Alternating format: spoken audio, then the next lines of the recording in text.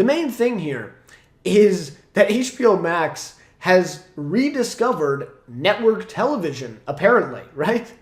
So this week, we had two articles here, or I guess the last week and a half or so, where we've had two articles of basically HBO Max getting these two pilots off the ground.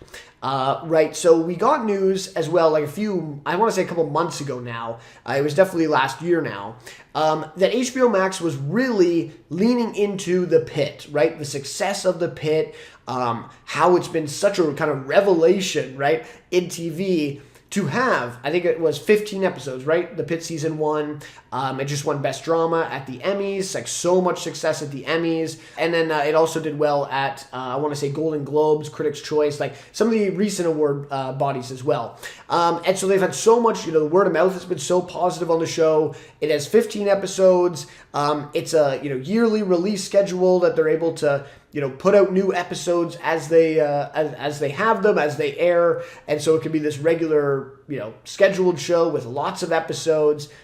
And I'm here thinking, and a lot of other people I'm sure are thinking, like, yeah, we've had that on network TV for, decades and decades, right? Like, that was kind of the norm for TV shows before the whole streaming era really hit. And then you had these, what we have now is like these 6, 7, 8, or 10, maybe even 9, 10 episode seasons of TV that we get once every 2 years, maybe once every 3 years. I think what was Stranger Things? Was that like more than 3 years between the two seasons? House of the Dragon obviously is a big one now. Like that'll be probably more than 2 years between season 2 and 3 that's going to be coming out this year, and that is an HBO show. So it's just, to me, I do like this news. Like, I think this is good news. I think generally I do kind of miss this style of TV where I do feel so I guess the good thing here is that the quality of this type of show, especially The Pitt is a great example, where I feel like you don't really get that quality on network TV anymore. Yes, you get the 16 or even more episodes, a year, and a regular release schedule for these shows. But the quality to me is just not there. It's not on the same level of a lot of other great network shows that we've had over the last couple decades, in what I would refer to as the golden age of television, right? Something like Lost comes to mind. So you don't get the same quality. And with this, yeah, okay, I guess, or at least hopefully, who's to know? But at least with The Pitt, we do get a kind of higher quality of, writing, directing, acting, everything that goes into it, yet we're still going to get a lot more episodes and a yearly release schedule like network TV. So in that way, yes, I think it is good.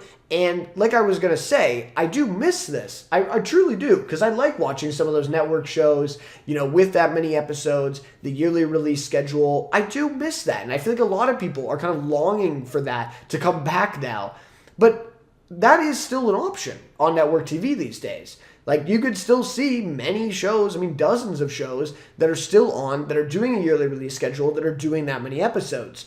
But I think what people are truly longing for, including myself, is that model, but also the quality that has disappeared, in my opinion, and I think a lot of people would agree, that has disappeared from those types of shows on network TV. And yeah, I'm kind of looking at Chicago PD, Chicago Med, Chicago Fire, Fire Country, Law and Order, the dozen different Law and Order spin-offs, Boston Blue, the Blue Blood spin-off, right? So these are the kind of big high-profile network shows that are doing this model now, and it's kind of refreshing to see, okay, maybe we can get a little bit of the quality back, that is missing from some of these shows. And again, I'm not knocking, though. I'm sure a lot of those are still entertaining. I'm not trying to say that they're bad shows.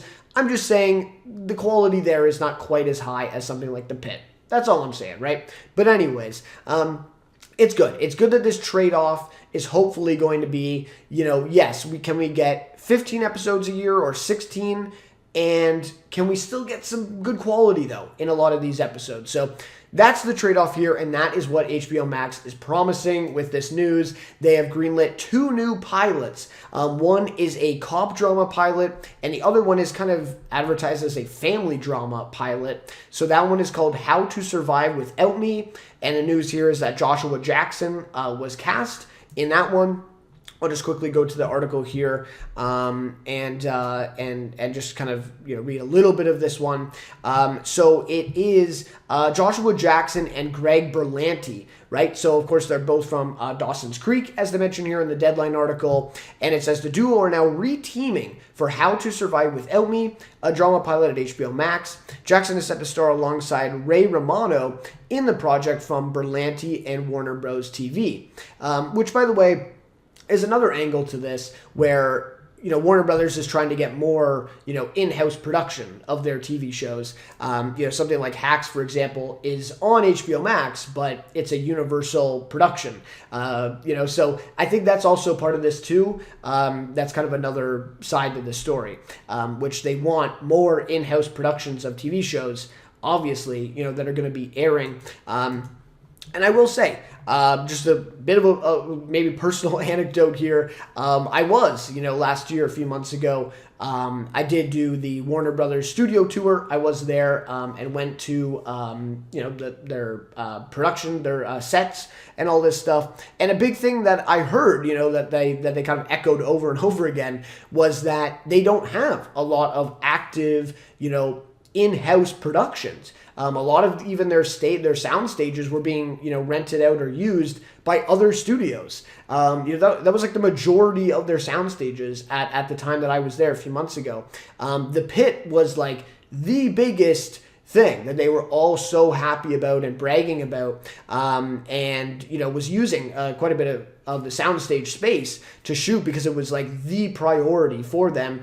And it makes sense because it is an in-house production that they can, obviously reap all the benefits from and use that space that is there on the studio. Like, it just makes a lot of sense. So that is, I think, a little side to this where, it's something that they've really been lacking. I think the whole story of that whole, production happening in Los Angeles and how it's been all going to other states, other countries, and all this stuff, it's been kind of leaving LA.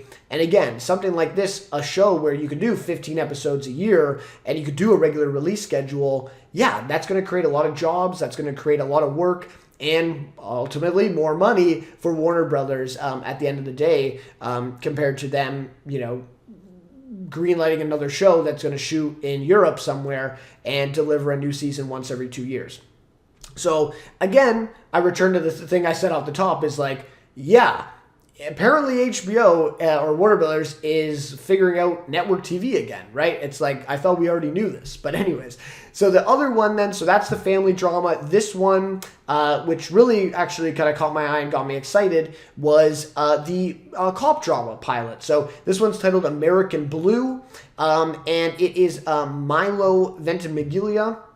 I've never been able to pronounce his name, so hopefully that's right. But if it's not, my apologies. But anyways, so the article here says, from Deadline, HBO Max continues to follow the Pitt blueprint for its drama pilots under the same model, getting a well-known TV star as the lead.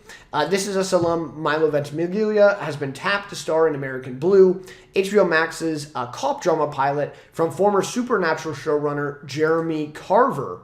And again, a similar thing here, it's Warner Brothers Television, which is going to be the studio producing it, right? So again, like I said, more in-house production is their priority at this point. And it is David Ayer, who is coming on board to direct. I think he's directing, I guess, just the pilot, right? So the other thing about the story is that these are just pilots. I think, right? It's only the pilots that they have obviously greenlit. Now, I think that they're trying, if these pilots go well, I guess, to get these out in the fall. Like, I think both of these are going to be, again, following that same network model. I think both these are going to be released in the fall. Or that's probably their plan. So it's February now, right? They get to work on the pilot.